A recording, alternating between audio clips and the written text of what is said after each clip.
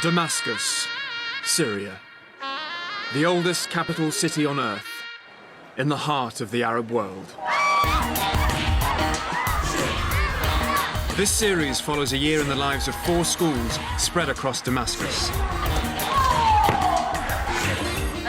In this episode, we focus on just one school in a particular part of town. Away from the ancient walled old city, the French colonial quarters, and the modern apartments of Mezzeh, there's Yarmouk. It may not look like it, but it's a Palestinian refugee camp that sat on the southern edge of Damascus for over 60 years.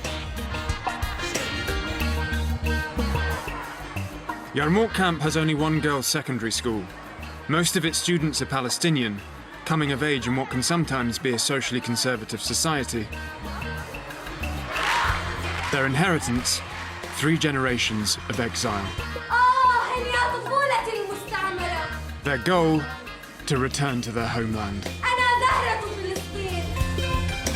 Representing Palestine is no problem for Talene, qanun player with the Yarmouk Palestinian Children's Orchestra. نعم بقول إنه نحن بنقدر نعيش مع اليهود، بس اليهود هن ما بيقدروا يتقبلوا غير فكرة هن. But 2 girls dream of serving their people's cause in a different way. Shaza and Rahav's plan puts them on a collision course with their traditionalist head teacher. أنا لا أؤمن بالراب، ويلي بلاقي إنه الراب لا يخدم القضية الفلسطينية. Can Shaza and Rahav break the mold and become the first girl rappers in Yarmouk? لأنه أنا ما حدا بغصبني إنه أبطل أحب الراب.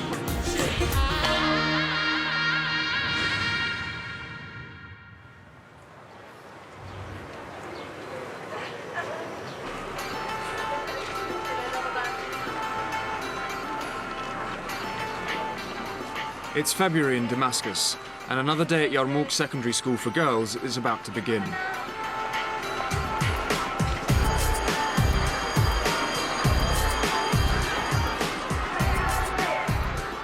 The school teaches 1,200 students up to 18 years old. It's the only secondary girls' school in Yarmouk, a suburb of Damascus and a refugee camp. The creation of Israel in 1948 displaced over half of the Palestinians into camps in neighbouring countries. Yarmouk is one of these, so 95% of the girls in the school are Palestinian. As a community in exile, they must toe the line laid down by the host nation. Morning assembly follows the same pattern as any other Syrian state school, and that includes a daily recital of the Syrian national motto.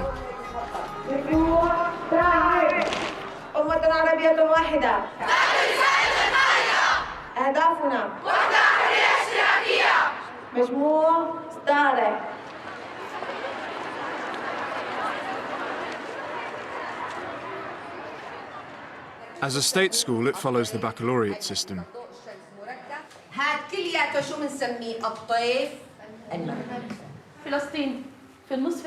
Palestinian history is on Syria's 10th grade syllabus and is taught to all the girls.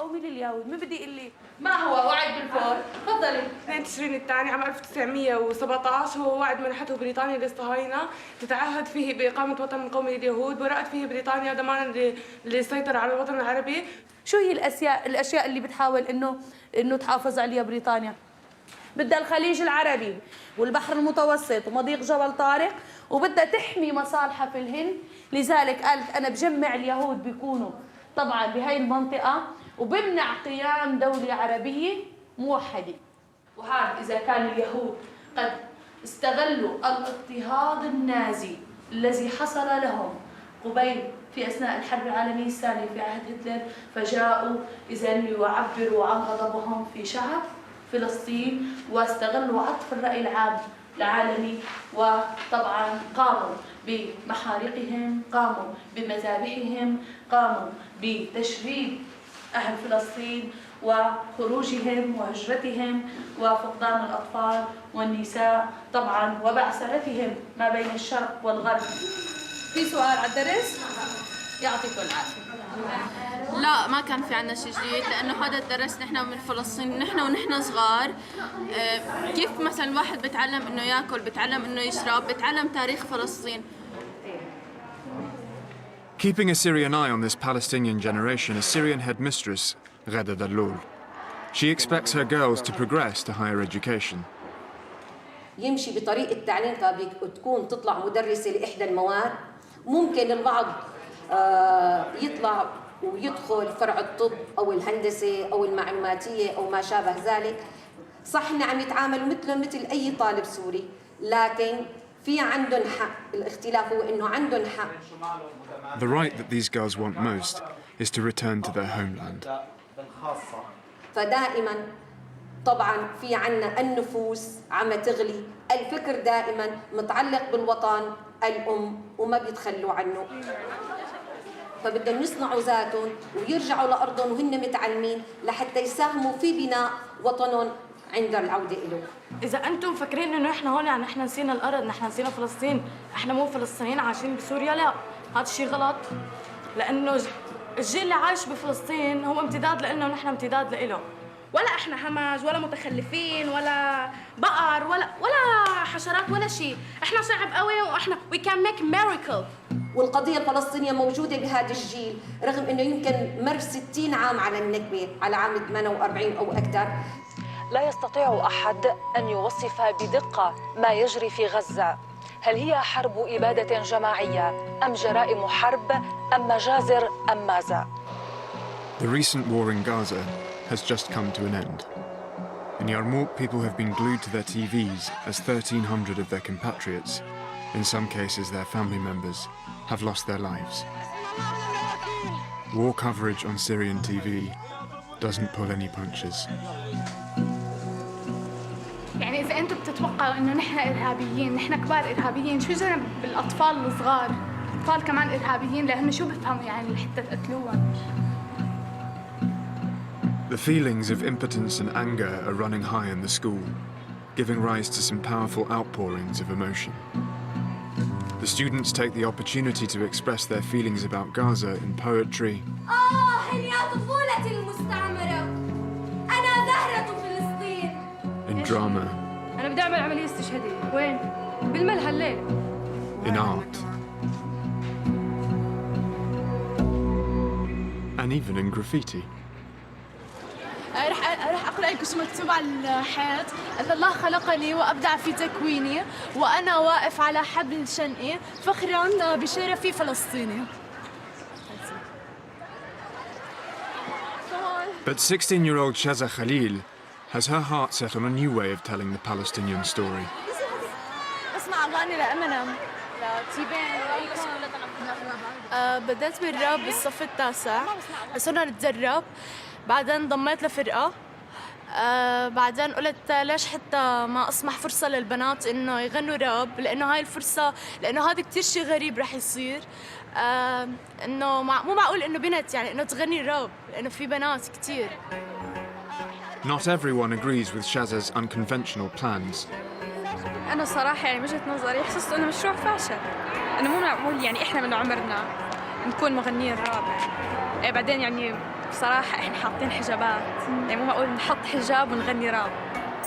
بالراب رح أقدر أحكي أي كلمة عني، مين مستني شو حأحكي، بس بالراب لازم تسمعني، لازم تفهمني، رب هو الفن رح يضل استمرار للآخر.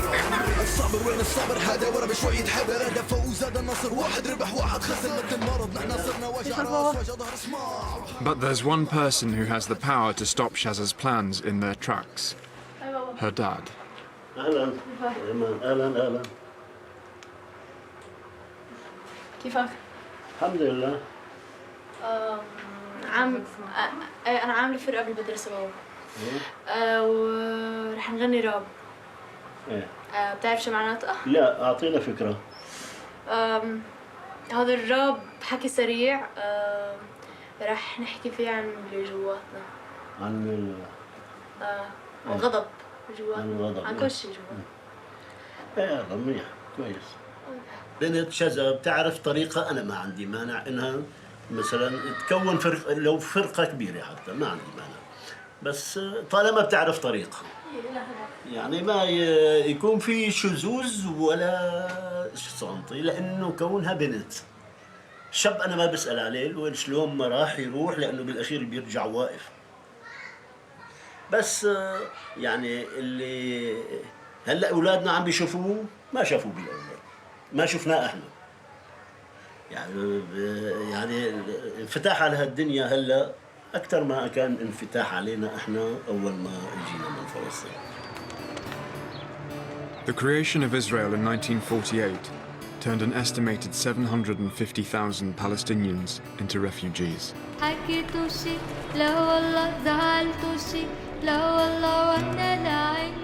In Damascus, a squatter camp grew up in the Yarmouk area until in 1957 the UN Relief and Works Agency, or UNRWA, leased just over 2 square kilometers of land from Syria for 100 years.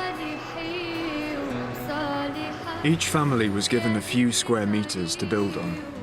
Over time, they expanded their original homes upwards to accommodate successive generations, creating the narrow and densely packed alleyways of Yarmouk. 60 years on, and Palestinians make up 4% of Syria's total population. There are over 100,000 in Yarmouk, and the UN still collects the rubbish. Today's school children are mostly third-generation refugees. Syria hasn't given them citizenship in an attempt to preserve their right of return, which was laid down by a UN General Assembly resolution passed in 1948. The people of Yarmouk remain here still, without passports or a state of their own.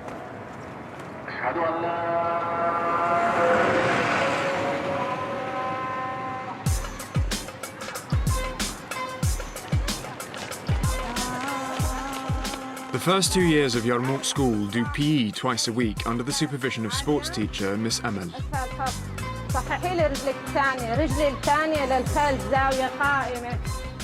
But not the 12th grade. It's time for them to concentrate on their baccalaureate exams, the crucial gateway to university education. يوازن بين الأغوار الأولية والثانوية والثالثية من حيث عملية الأكسدة أو من حيث التأكسد فورطوا هيك الكتابة. But for 18-year-old Safat Kouhen, sports, not academics, offer her the best route to the future she seeks. Safat is the Damascus girls discus champion. After school, she heads down to the athletics stadium to train for the upcoming National Schools Championship. If she does well enough, she'll be offered a place at a sports academy in another Syrian city. قالوا ممكن بالنسبة لبطولة مثلا المدارس إذا بيكون عندي رياضي فيها يعني أول أو ثاني أو ثالث وأنا عندي بكالوريا علمي مجمعة مجموع مثلا بين 180 وال 190 بيعطوني يعني بقدر إني أفوت كلية رياضية اللي هي باللاذقية. To do this, she needs her family's support. But this time last year, she didn't get it. بتصير بطولة المحافظات بحلب أهلها ما خلوها. السنة هلا بالبكالوريا كمان نفس الشيء رجعت أخذتها نفس اللعبة ما بعرف إذا كانت قايلة لأهلها أو لا. Safat has told her family now, but she didn't at first because she was afraid that her father, a market stall owner, would stop her training. لأنه بنت تطلع تروح وتيجي هاي ما وارد بنوب، نحن عندنا البنت تضلها هون لتتجوز، تضلع مع أهلها، يعني ما يصير عمرها 18 سنة تطلع لحالها. إن كانت دكتورة ولا محامية أخرتها على المطبخ.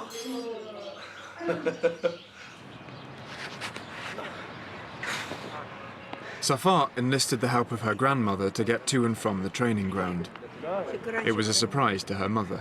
بعدين أنا عرفت ما تضايقت لأنه هو مو غلط بس أنا خوف على صفا. يعني هي وقت عملت هيك ما كانت إنه من ورانا أو شيء بس إنه إحنا خوف ما بدها تروح لحالها.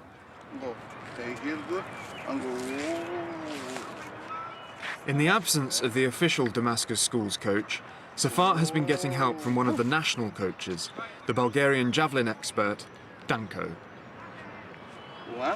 Working with Danko and spending time with other athletes has given Safat a new horizon. حلمي على طول محصور ضمن هذا الملعب وهذا المكان والأشياء اللي عم بتصير بقلبه دائما. يمكن في شيء تلاقيه غريب بس عودني كثير إني أعتمد على حالي. ممكن إنه يكون عم بيلعب مع أبطال ويعيش معن. يعني أنا بعتبر حالي إني عم بعيش معن مثل إخواتي، لأنه كل يوم من 3 ل6 وملازمين بعض. حياة جديدة بتصيري إنه إنسانة لازم يصير عندك وعي أكتر، يعني نفسية رياضية بيصير عندك، تتقبلي الروح الرياضية، يعني تتقبلي أي شيء.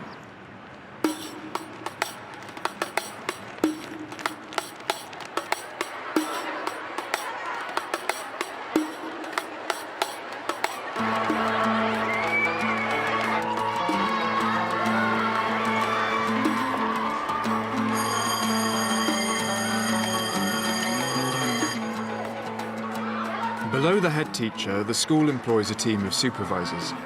One of their jobs is to maintain discipline. Miss Hafef and Miss Huda are in charge of the first floor. 17-year-old Tulin Al-Aida is no stranger to their office. هذا اسمه تخلف عقلي، أنا هيك بعده. عن جد يعني الاعتراف بالذنب زي ما بيقولوا فضيلة يعني. She's been caught eating in the middle of an Arabic exam. تولين طالبة بسيطة مراهقة بسن الطفولة، يعني بتحسيها طفلة بس ما إلها شغب برا خارج المدرسة وما أنا وقحة، يعني بتحكي معها كلمتين البنت بتبتسم إنه أنا آسفة أنا آسفة، بس شغبها بالصف الجروب اللي حواليها. أول مرة بطلع من الحصة هذا الفصل. والله عندي فحص هلا، عندي حصة ثانية فحص، معقول أسوي فحص بدون ما آكل؟ عارفين بنأكل زابق إنه ما تعمل.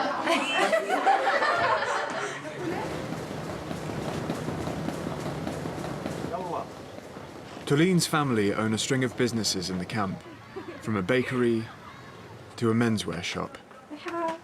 Her father gives her a lot more freedom than many other girls are allowed. تسافر على أي بلد، تروح تعمل شوبينج وين ما كان، تعمل إلى مجموعة من الأصدقاء، إلى مجموعة صديقات، يعني كله متكامل، وما بتصوري إنه هذا الشيء بس محصور فيني أنا يعني.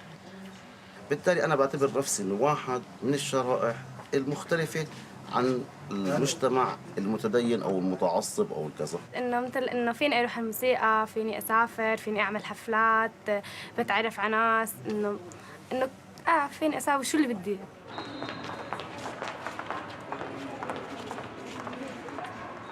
Her father's relaxed approach means that every Wednesday evening Tulin can go to the Unra Primary School to rehearse with the Nimreen Orchestra, where she plays first kanun. في عندنا كثير نشاطات وعندنا فعاليات كثير مثل مو شايفين. The Palestinian Children's Orchestra is in heavy demand because Syria wants to show solidarity with the Palestinians, especially after the recent events in Gaza. Last night they played a concert in the Damascus Opera House, but band leader Adnan Fathallah is now turning his attention to the week's second major event. This Friday they'll play a televised concert to celebrate Mother's Day. فكان انه بما انهم هن موسيقيين فبظن انه هي الحفله كثير اللي بتهمهم انه يقدموا شيء من خلال الهوايه تبعهم، انه شغله بيحبوها وبيهدوها طبعا للامهات الموجودين بغزه. مين؟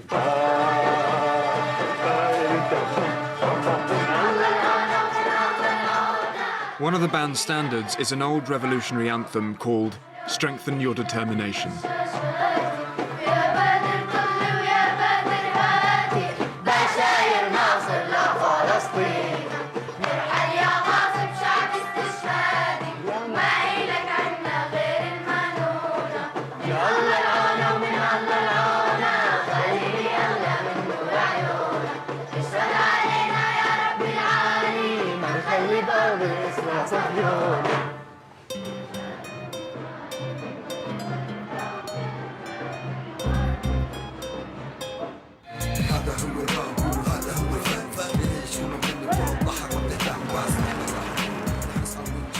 Sheza has found just one collaborator for her band. Rahaf Ayoub is in the year above her at school and shares her passion for rap. يعني يمكن وقت ما كان عمري شي 5 سنين كان اخواتي اكبر مني كلهم كانوا يسمعوا راب، وبسمع لكثير مغنيين. اول مغني سمعته هو امينيم، كثير حبيته وهيك حسيته لذيذ يعني. هاي الأغنية كتبناها امبارح عن حالنا. أنا سمعت بنات عم تغني راب بالعربي، أول ما سمعت كتير استغربت يعني. فلسطين.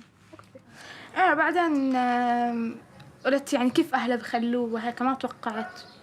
بعدين سألت بابا وهيك، قال لي لا والله حلو يعني كتير وهيك. صرت أسمع يعني.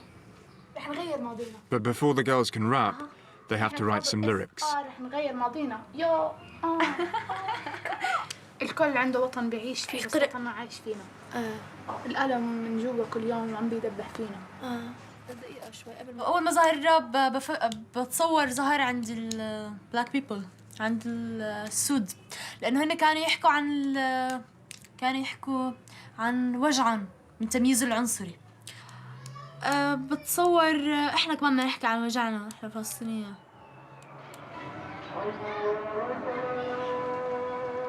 The next step on their quest to become rappers is to enlist the help of a local band who've already brought rap to Yarmouk camp. نحن شفنا لاجئين الراب المقدسي. هاي أول شيء. أول شيء قلنا لهم فينا نيجي عندكم. إجوا لنا حكوا طبعاً إحنا كنا نصرخ وكنا كتير متحمسين لأنه رح نقابل أفضل فرقة كتير مشهورة. كانوا كتير مناح معنا يعني، وما كانوا شايفين حالهم بنوب يعني، وحلوين يعني. واو يعني. إحنا هلا خايفين بس متشوقين كتير. متشوقين ومتحمسين ولاجئين الراب. هلا صبايا، كيفكم؟ مرحبا، كيفكم؟ Their studio is in band member Mohammed's flat, where he lives with his mother and his little brother. أول قلت له إياها هاي.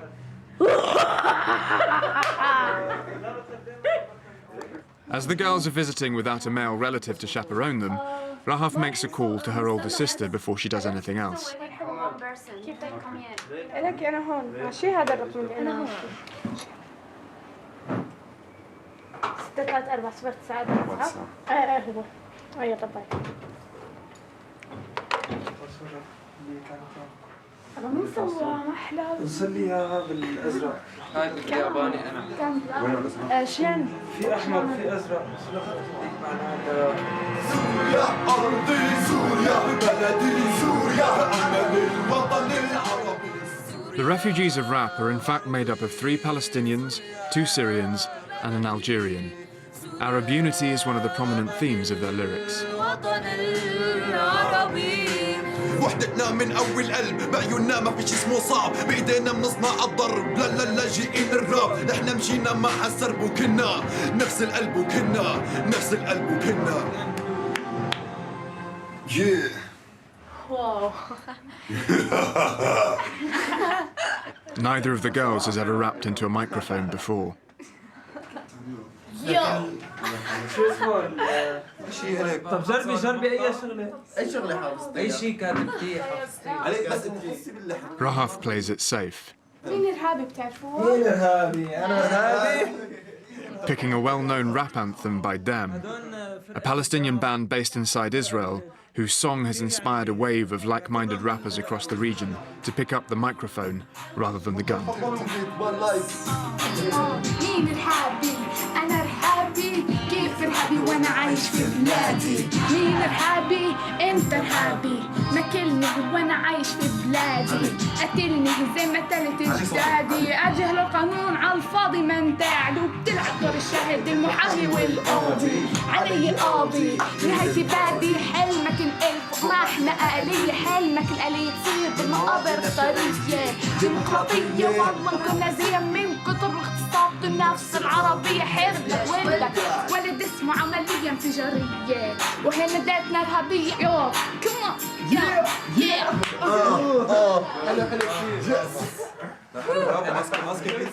Next, Shaza steps up to the mic to try out some of her own material. يلا يا بنات خلينا نقوم ونشيل عنا كل هموم وندافع عن حق المظلوم. الرب بإيدينا كل شي معقول.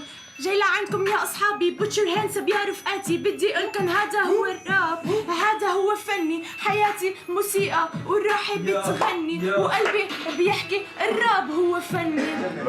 برافو بس برافو. لا كبداية إنه عم تقري من ورقة وهيك شيء ممتاز كثير.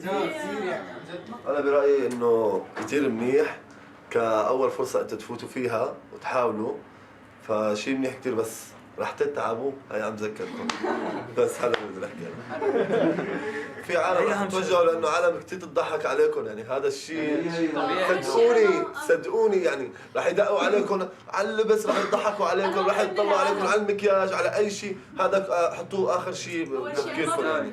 يمكن ما يحبوا الموسيقى تاعنا، بس احنا ما رح نزعل عشان هذا الشيء، لانه احنا الشيء هذا بنحبه، رح نكمل وما هو الصعوبات رح تواجهنا. انا بتمنى انكم تساعدونا اهم شيء بتظبيط الاغاني، لانه ما بنعرف حدا يعني يظبط لنا اغاني. خلص وانه وعد رح توعدونا اكيد. وعد تروحوا هلا يعني تفرحوا حالكم انه انتم صرتوا بالفرقه يعني، واي شيء انه لازم تكون جاهز يعني. انا لسه في بنت فيكوا تسجلنا اغنيه؟ نحن جاهزين.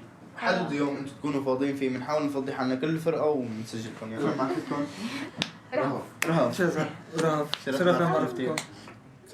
It's been a precious opportunity for Sheza and Rahaf, but now it's 9 o'clock and it's time to go home. اوكي نشوفكم. يلا باي. نشوفكم.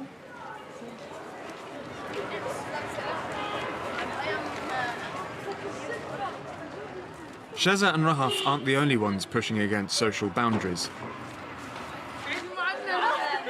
Discus champion Safat also faces ridicule from her classmates. بس فيها شغلة إنه البنات كتير بيقولوا إنه بتشبه تصرفات الشباب، خاصة هلا يعني أكثر بما إنها عم تلعب رياضة وحديد. أنوثة بنت أنوثة، وهاي الشغلة أكيد تتعارض كثير مع الأنوثة. أنت تلعب ولا هي يعني تحط عليك عضلات تصير خاف منك. لا بكرة منظرك مدري كيف رح يطلع بالعضلات.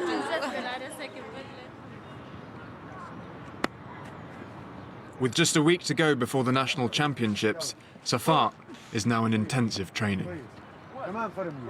But her trainer Danko has been assigned to other athletes, and Ayman, the official school's discus coach, has taken over. He thinks she's picked up some bad habits, so he's taking her right back to basics. للأعلى مشيها يلا للأعلى شايف اللي بده يشتغل صح. لأن أول مرة تعلمت هدي عم تحكي أنت عنه. هذا هي اسمها نص دورة. هذا من هون وقت عم باخذ أنا ها من هون عم لف هون أجري مو هيك لهون، هذا اسمه دورة كاملة. أنا ما بدي دورة كاملة، بدك تتعلمي دوران شوي شوي. ريحي شوي ريح شوي، أنا ما الفرق بيبين شوي شوي. لا لا ليه سرعوا لفوق هيك لفوق برافو. ما عطته قوة بس. المهم هلا مبدئيا كونه جديد انت هسه بدك فتره يعني لتتاقلمي، ركزي على النص دوره. But strong-willed Safat doesn't want to start from scratch. لا. With only a week to go to the national competition, Ayman's new technique has thrown her off balance. حاولت انه ما اقدر اوقف قدامه والعب. يمكن احسن مدرب بالملعب هو، بس انا مو طريقته. هات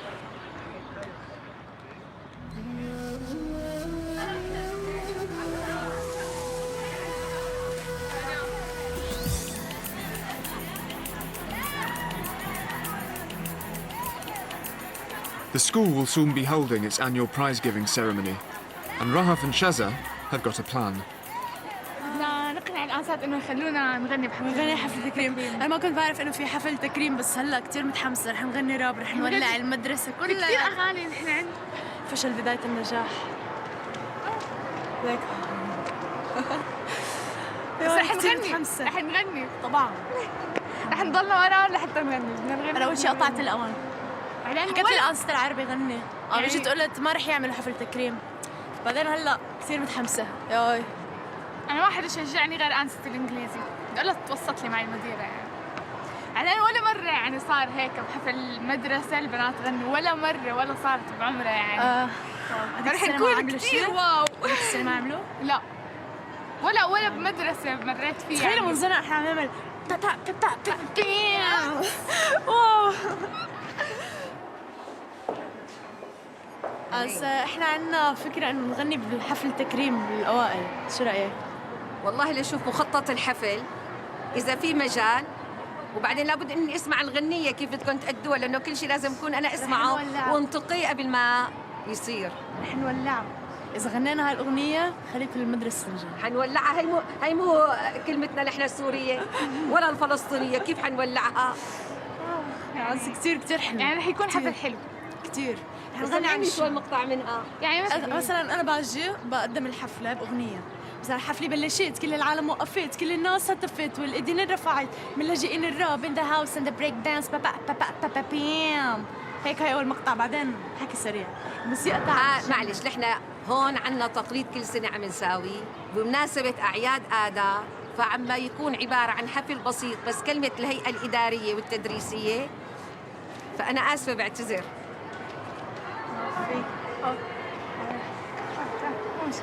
مشكلة عادي.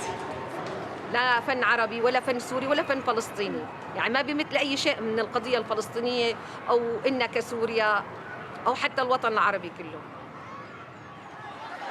But Mrs. Dalol is resisting the influx of Western music on TV and the internet that is now enjoyed by many of her girls. يعني بحب الضجة هيك والبسط، بسمع الأجانب مثل إمينيم 50 سنت، يعني بنحب مطربين أجانب شاكيرا ودادي وفورجي وبيونسي وموسيقات تنويع. يعني عادي إنه كمان الواحد ما رح ينسى أغانيه العربية أو أغانيه اللي بتعبر عن أرضه أو وطنه، إنه عادي يعني شيء عادي.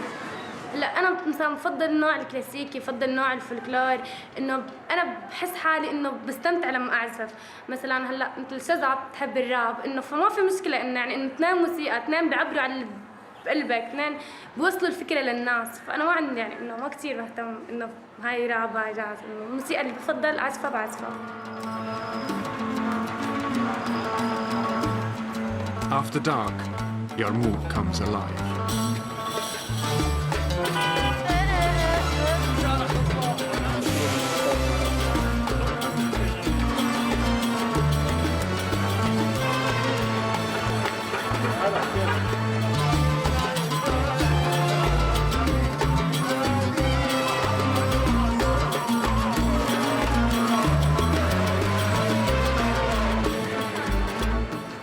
Tulin is out shopping with her sister. They're buying presents for Mother's Day.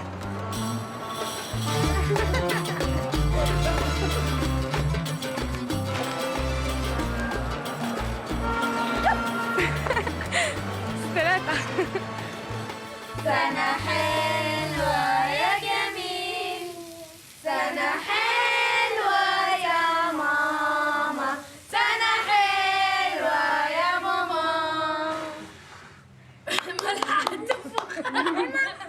احنا عندنا مثل يعني عندنا بفلسطين انه الام بتلم، انه الام بتلم اولادها، بتحاول انه تضل مع اولادها، بتضب اولادها.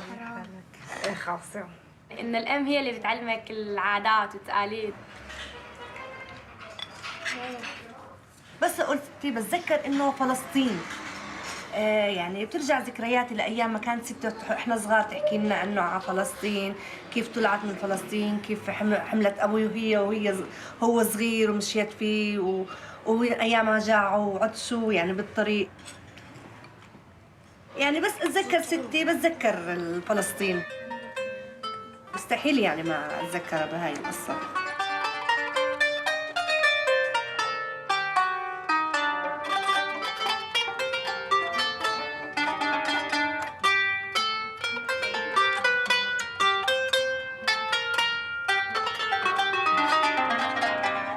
فكرك جاي من انجلترا؟ الكهرباء قطعت وإنه كل يوم بتقطع ساعة، يعني أحياناً ساعتين وحسب الحظ.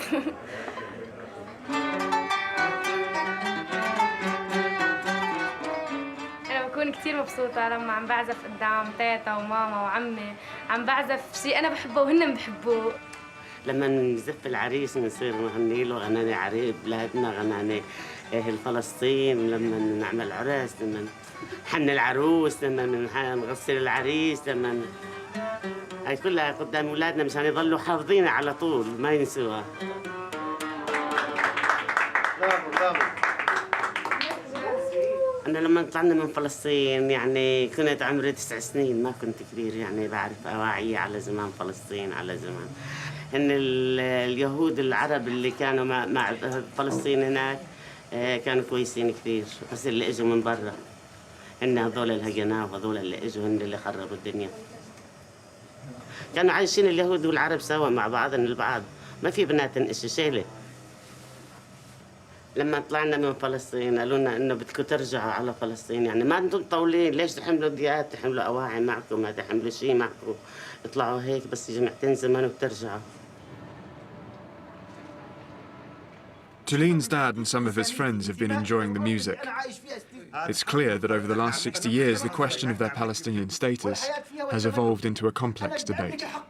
أي جنسية أنت بتحملها قبل ما تحمل الجنسية الفلسطينية هو تخلي عن حق العودة. أنت إذا سألوك معنى كلامك، إذا سألوك بتأخذ الجنسية السورية بتأخذها. أنا إذا سألوني باخذ الجنسية السورية ما باخذها. بس هذا لا يعني إني أنا بتخلى عن حقي بالعودة، لأني أنا من أصل فلسطيني. هلا أنا عشت بسوريا، خلقت بسوريا، مدرستي هون، حياتي هون، رفقاتي هون.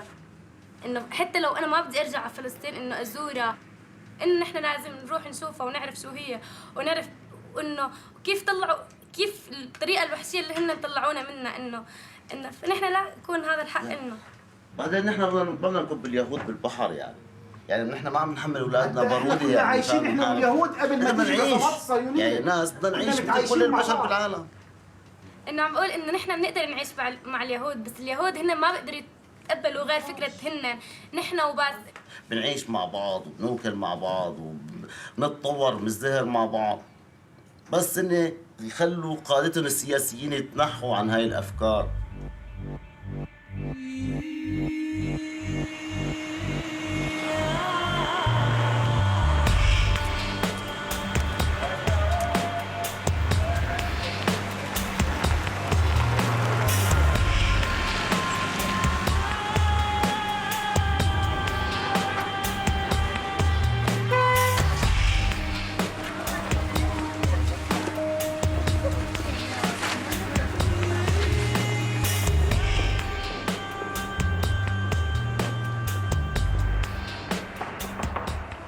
School supervisor Miss Hafef needs to talk to another troublesome student. This time it's Shaza's turn to be called into her office. كيفك شذا؟ كيف حالك؟ الحمد لله. عم توصلني شكاوي عليكي بشكل مو طبيعي من آنسات ومن أستاذ الرياضيات أو شيء. معناتها أنت فكرك شارد بشغلات ثانية شذا.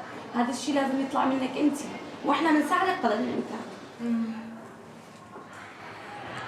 شذا تفكيرها محدود، وما بتحسي هاي البراءة تبعت اللي بسنها، يعني براءة هذا السن أو شيء.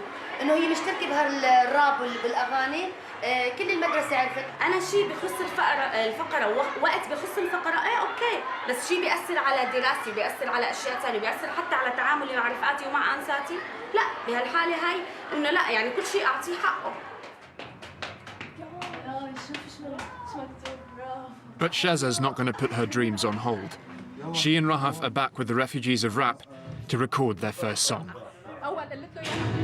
يلا. نحن فلسطينية، نحن أهل القضية، ما بنتخلى مهما صار عن الهوية العربية. اشتقنا لفلسطين بس نحن راجعين لأرض المسلمين، لأرض المسيحيين. قلنا بقطع كل يوم، عيوننا ما داقوا النوم، حالنا دايما بنلوم، ايه لازم نلوم على الأطفال اللي عم يموتوا كل يوم، ما حدش يسأل، الكل بيلوم الثاني وبيقول شو بقدر أعمل. والحكام مبسوطين، كرسيهم متعلقين، لو قتلوا أخوهم لا والله مش سائلين. وين الأخلاق والدين؟ وين ضمنكم وين؟ أها برافو برافو. ضبطي فيها. هلا مهما صار عن الهوية العربية، اشتقنا لفلسطين بس نحن راجعين لأرض المسلمين، لأرض المسيحيين. قلنا بقطع كل يوم، عيوننا ما لاقوا النوم، حالنا دايما بنلوم، ايه لازم نلوم. ما سرقت هاي أنا صرت زي الولاد الصغار. Rahaf has impressed. Now it's Shaza's turn to grab this precious opportunity. لا ليكي شو المقطع تبعك تبع فلسطين؟ بس تاع فلسطين راح أغني هاي، راح أعيده. ايه خلينا نسمع منك احنا. نسمع منك. They ask her to record Rahaf's verse, which she hasn't memorized. نحن فلسطينية احنا فلسطينية، احنا اهل القضية، ما بنتخلى مهما صار عن الهوية العربية. الكل عايش بوطنه بس وطننا عايش فينا، الألم من جوا كل ما عم بدرب عليه كل بالمرة احنا فلسطينية، احنا اهل القضية، ما نتخلى مهما صار عن الهوية العربية. الكل باليوم الثاني والحكم مبسوطين بالكراسي متعلقين، لو قتلوا اخوهم لو والله مش سائلين. وين الاخلاق والدين وين ضميركم وين؟ برافو. بس مو حافظت لك يا اخي، مو حافظت. وطول ما انت متضايقه لا تحاولي تغني لانه ما راح يطلع معك. انت نفسك هلا محبوس لانه ما بعرف حاسك انه هيك كات شيء يعني. بدأتني بالزاويه مني. Despite all the encouragement, Mohammed doesn't think they're ready. شذا ما عم تمشي صح مع البيت، اما رهف ماشي صح عم تمسك اللحن. هلا مشان التسجيل مستحيل تسجلوا اليوم. مشان الاداء مشان تطلع شغله حلوه. قلت لكم مشان ما حدا يعلق عليكم، بما انه انتم اول مره لازم تضربوا ضربتكم القويه، يعني دغري من اول غنيه يقولوا شو. Their first recording will have to wait till they've polished their act. I don't do anything.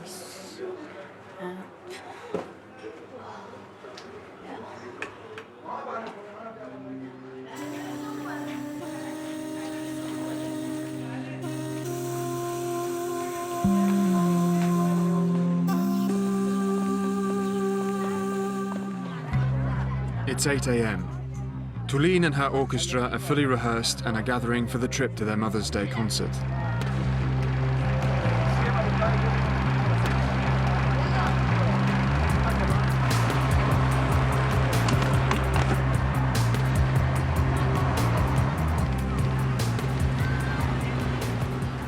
They're travelling to Latakia, a resort city on Syria's Mediterranean coast.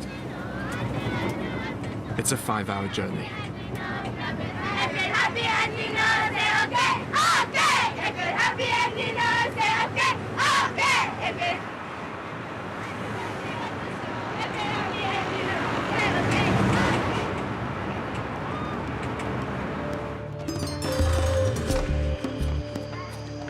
Finally, they arrive at the cultural centre in Latakia.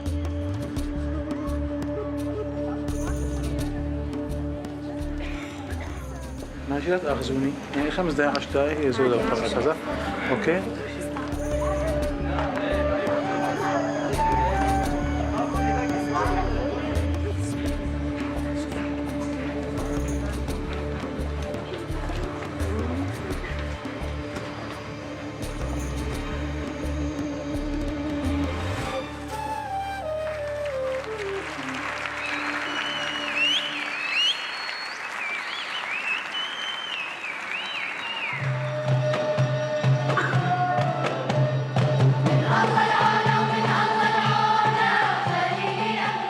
A Palestinian band playing Palestinian songs goes down well with this Syrian audience.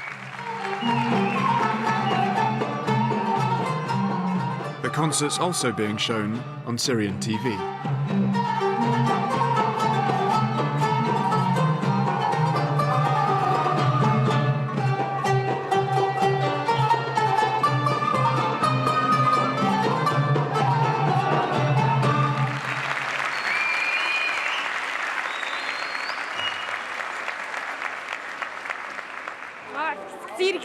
كثير مبسوطة. الحمد لله خلصنا. ولا عم نعزف موسيقى والناس عم بيحبونا ونحن عم نحبهم. حاسة حالي هيك شخصية مشهورة. The orchestra is now attracting nationwide attention, with Adnan as its spokesman. سبب تمسكهم بالتراث الفلسطيني برأيك؟ السبب الأساسي طبعاً التمسك بالتراث الفلسطيني هو الحفاظ عليه بالدرجة الأولى. من أي إيد بتحاول تمس عليه أو تحاول إنه توجهه. With all the attention, Adnan is beginning to think big. وإن شاء الله بإذن الله يعني بصير فرقة كثير كويسة قد حالها إنه تمثل يعني تمثل يمكن البلد بيمثلوا حالهم حتى والأمروة والكل بجميع أنحاء العالم وبجميع المنتديات الثقافية الدولية كمان إن شاء الله.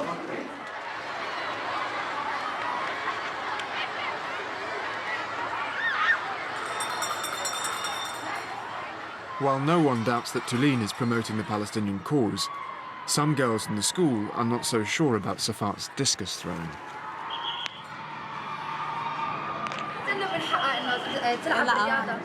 بس انه هذا الشيء ما رح ينفع الشعب الفلسطيني. هلا نحن بدنا اي شيء كرمال انه نحن نرجينا انه نحن معكم. فاكيد ينفع من جهه انه رح يكونوا هن بكل المجالات موجودين، يعني انه لا رياضه ولا موسيقى الروب ولا شيء، هدول الشغلات ما رح يفيدونا لحتى نحن نرجع فلسطين. انه نحن اكثر شيء مهتمين فيه انه نحن لازم ندرس ونتعلم. وانا لما اخذ بطوله سوريا اكيد حارفع راس بلدي فلسطين، يعني بنت فلسطينيه اخذت بطوله سوريا، يعني اكيد هذا كرمال بلدي حيكون.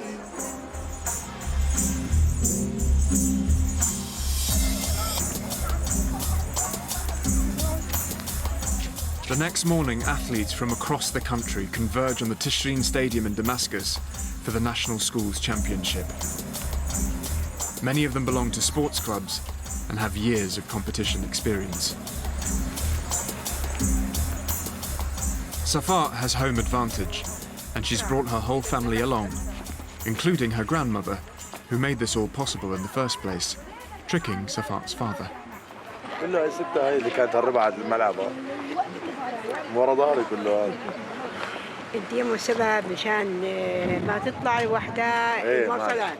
اي ولا انت الك خاطر؟ لك طبعا. طبعا يعني ممتاز يعني كله متامل فيني، خايفه اخيب املهن هن.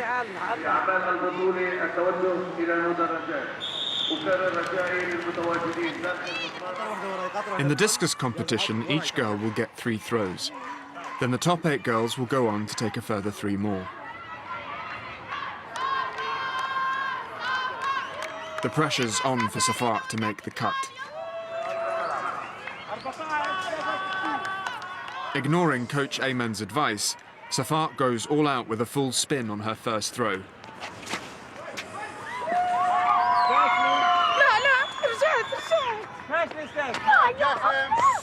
But she stepped out of the circle, breaking the strict competition rules. كانت كثير منيحة كثير، بس دعست بعدين دغري رجعت قالوا فاشلة.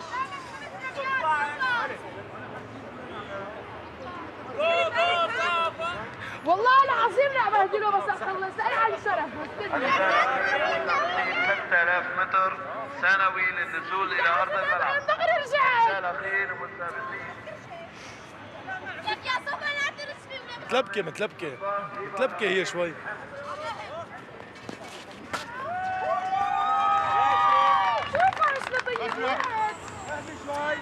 كلمتين تطلع لي بيضاء. كيفاش تعلمين الصح والخطا؟ ارمي شباب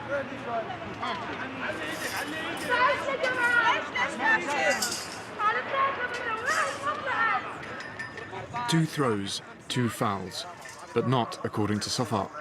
ما عم بدعس عليه بالخط، انا عم بلف وما عم بدعس عليه. اول مره ما دعست عليه بس مشيت لقدام نسيت، بس هلا ما دعست عليه وقعت عم لقيته بايدي على الارض، يعني ما دعست عليه ولا شيء. قال اجوا عداكي عليه خلص بقول لي. Now Safat has to score with her 3rd throw to make the cut. Safat you won. ما حدا يحكي المره بكره اذا ما شجعناها بتجيب علامه عاليه. ايه ما حدا يحكي ابدا انه خلص انه يئسنا احنا خلص انه هيك. With everything resting on her 3rd attempt, Safat plays it safe, stopping well before the edge of the circle. 18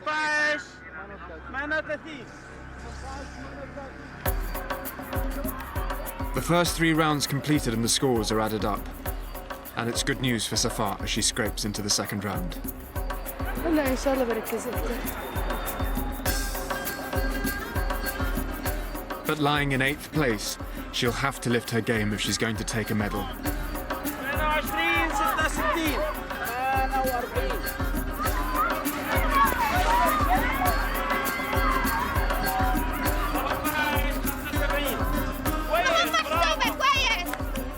22 كويس ما علي يلا اللي بعدك. ما علي كويس. شو بدنا نقول له يعني؟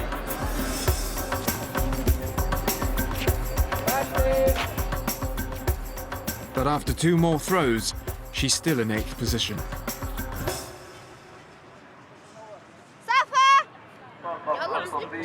صفا ما شجعنا، لو شجعناها بالبداية كانت مش الحال. ما احنا دخيلك. With her family's encouragement and her sister turning to a prayer book for inspiration, Safa takes to the circle for the final time. هدي هدي هدي. استني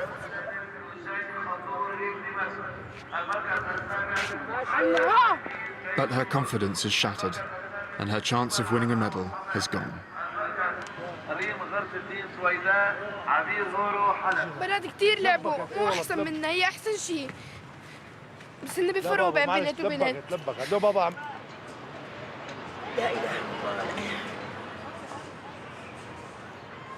المركز السادس رأف علي الريس دمشق. المركز السابع كوثر معروف حمص.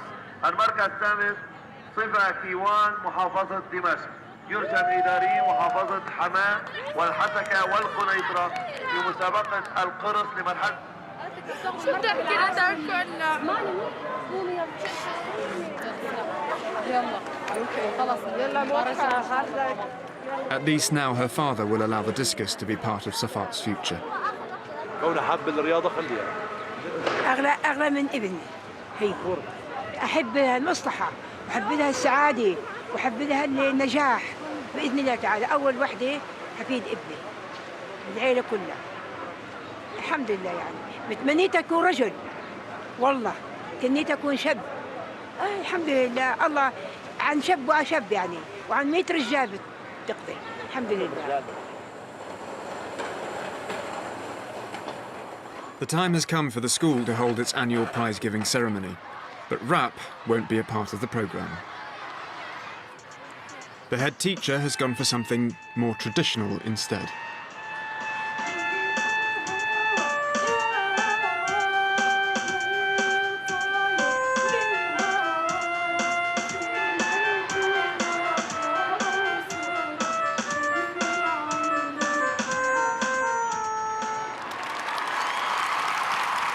All the top performers in sports and academics are honoured in front of the entire school. تسنيم شتاوي 374. تحية حب وتقدير لقائد الثورة والأمة الرئيس الدكتور بشار الأسد. And the head teacher's speech encourages these Palestinian girls into Syrian nationalist outpourings.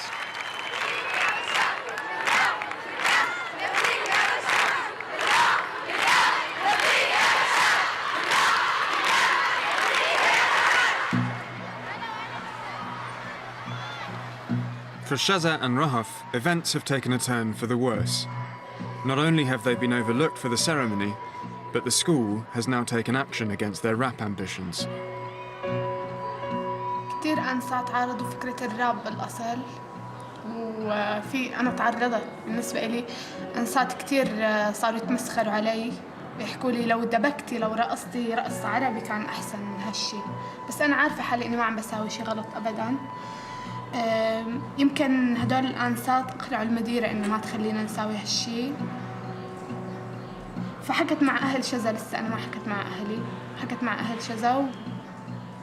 من قصة طالبة ممكن تحب الراب، بتتابع الراب، بتغني الراب، إلى قصة وجود استوديو، على ما صار عنا معرفة إنه هالاستوديو الناس الموجودين فيه هن ممكن عبارة عن شباب، ممكن يلي يعني حكالي عنهم قال لي إنه ذات سلوكية غير أخلاقية، يعني من البيت للمدرسة ومن المدرسة للبيت.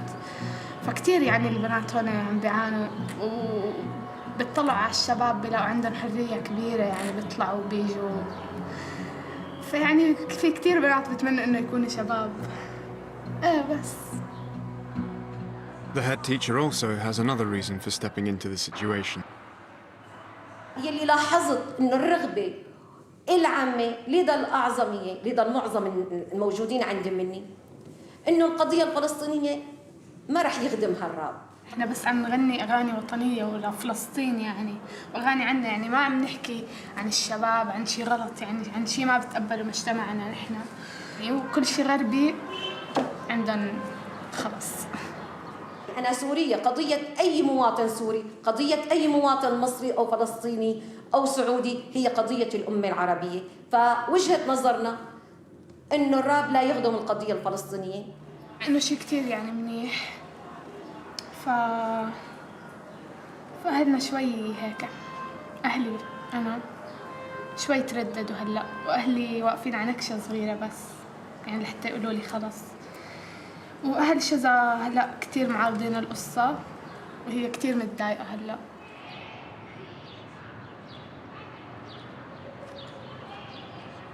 عم بفكر تفكير جنوني بس ما فيني أحكي هلأ، لأنه لسه ما اكتمل بعقلي، لأنه أنا ما حد بغصبني إنه أبطل أحب الراب، لأنه أنا ما حد بغصبني، لأنه هن مفكرين هلأ إنه هن هن مفكرين إنه هلأ عم بيحرموني من شغلة، بس أنا ما حد بغصبني، يتركوني على راحتي بعدين. ما حد بغصبني لو كان أهلي.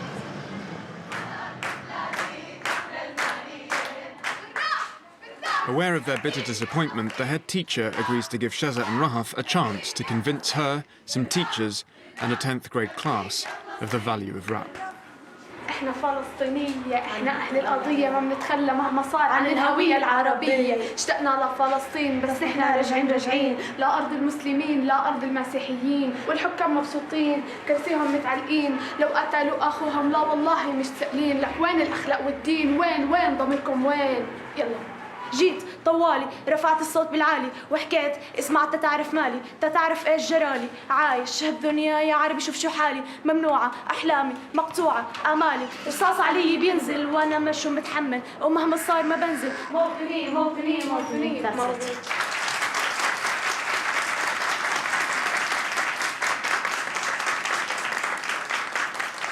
وهي طريقة كتير حلوة لأن الغرب يسمعون والعرب كمان يسمعون. مزبوط، هو إن الموسيقى يعني الناس بتسمعها أكتر وهي بتنتشر أسرع بطريقة أسرع يعني عن طريق التلفزيون أو أي شيء تاني. فدائما نحن بنحب الشغلة، يعني ما بعرف إنه تربينا على إنه نكون عنيفين، فدائما بنحسها هيك فيها شوية. هن بيقبلوها البنات وبحبوها كتير، بس كلفظ معاني إنه بتعجبنا. ممكن بعتقد إنه المديرة كمان تفهمت يعني إنه أحسن من قبل، بس كمان رح نغير له وجهة نظرها، يعني رح نضلنا نغير، رح تتغير على الأخير، تصير تحب الراب. أنا لا أؤمن بالراب، ويلي بلاقي إنه الراب لا يخدم القضية الفلسطينية. القضية الفلسطينية هي أكبر من الغناء والموسيقى، يلي رح يخدمها إيمان كل طفل فينا، إيمانه بالقضية الفلسطينية، إيمانه إنه دمه هو فدا وطنه وفدا بلاده.